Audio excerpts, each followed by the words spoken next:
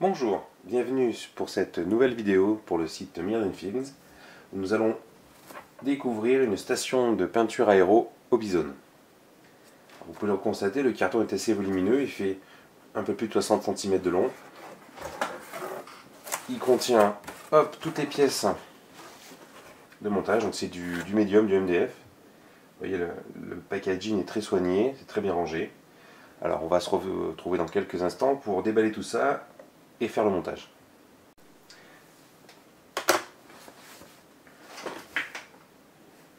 Voilà, le paquet est sorti du carton. Il contient donc toutes les pièces en médium et une petite notice en polonais anglais. J'espère que vous parlez anglais, parce que moi je ne parle pas polonais.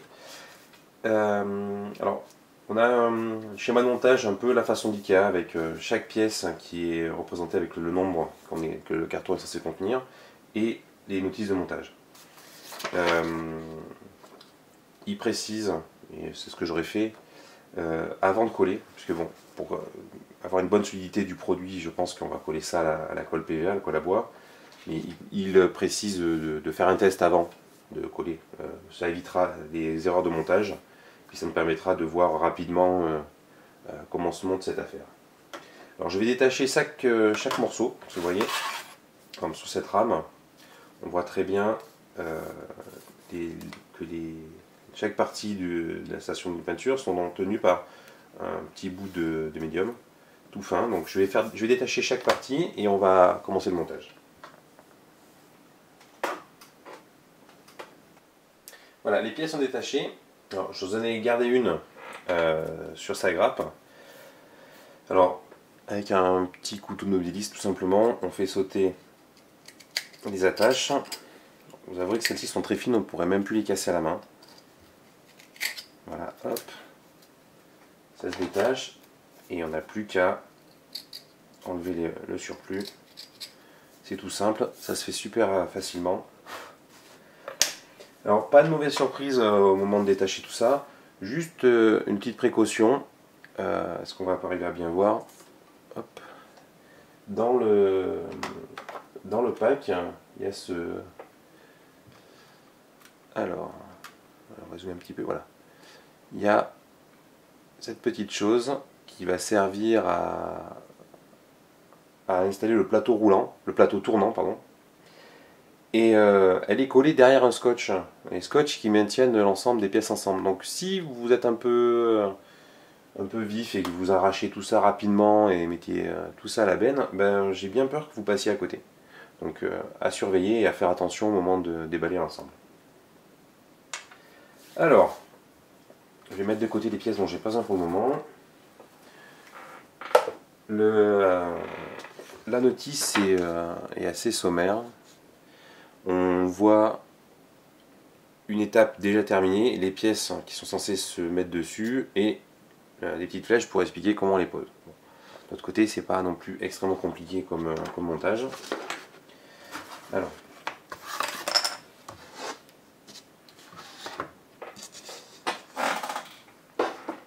je vais mettre de côté tout ce dont je n'ai pas besoin, j'ai besoin de ça.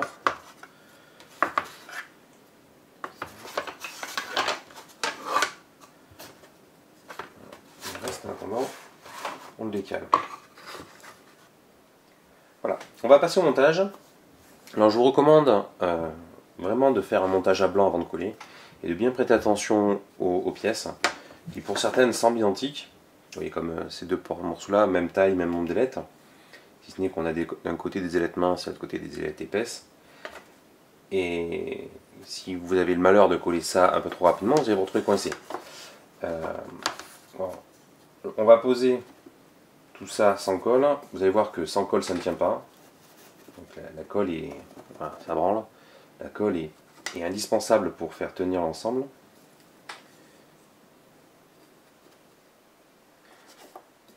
Alors là, vous dites, il nous dit faites attention, il monte ça tout seul, ça a l'air super simple.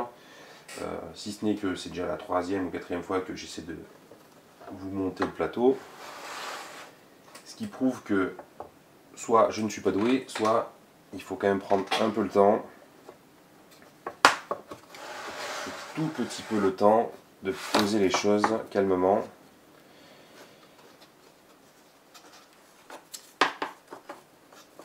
parce que chaque pièce a un sens bien précis.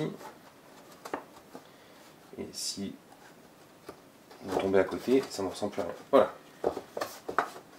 Donc, on a la partie plateau sur laquelle va venir s'articuler le disque.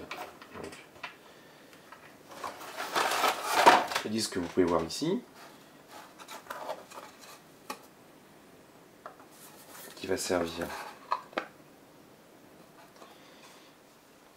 à faire tourner nos figurines pendant qu'on les peindra à l'aéro.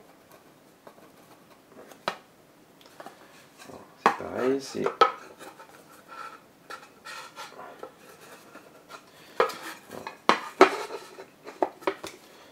pareil. On teste avant, hein, avant de forcer. L'avantage du plateau, c'est qu'il pourrait être facilement, on pourra facilement enlever.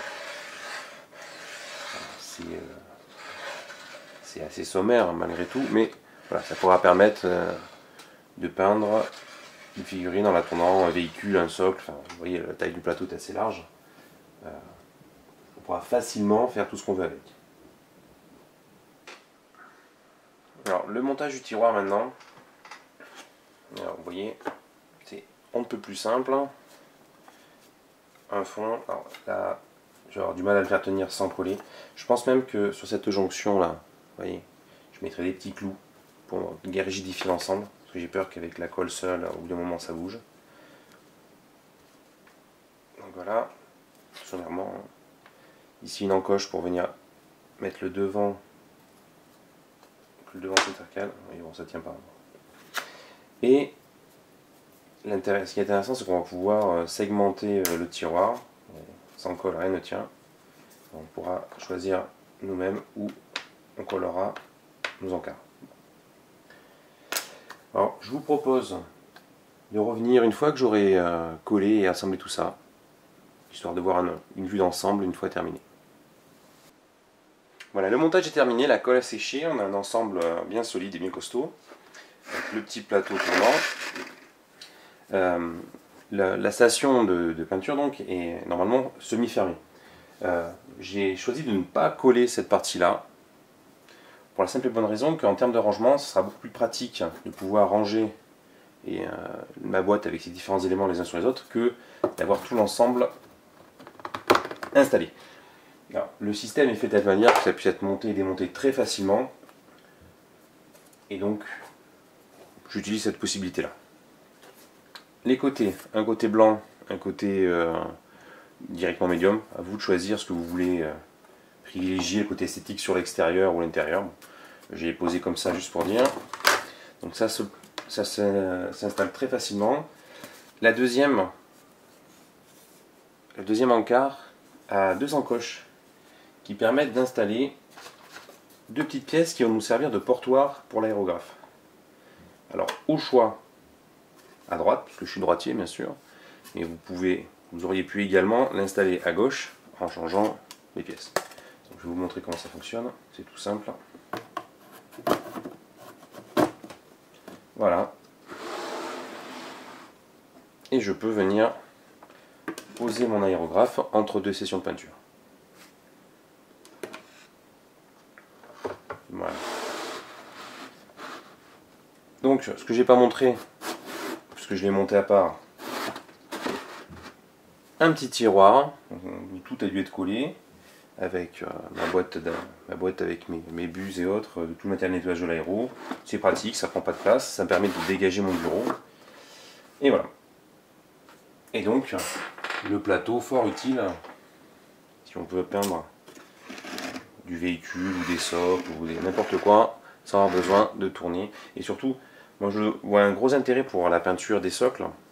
Quand je sous-couche mes socles en noir, c'est quand on tient son socle, qu'on sous-couche une face, et ben, on est obligé d'attendre le séchage complet avant de pouvoir faire une autre face, puisqu'on va devoir mettre les doigts dessus. Tandis que là, on pourra faire toute la peinture du socle en une seule fois et ainsi gagner du temps sur notre peinture.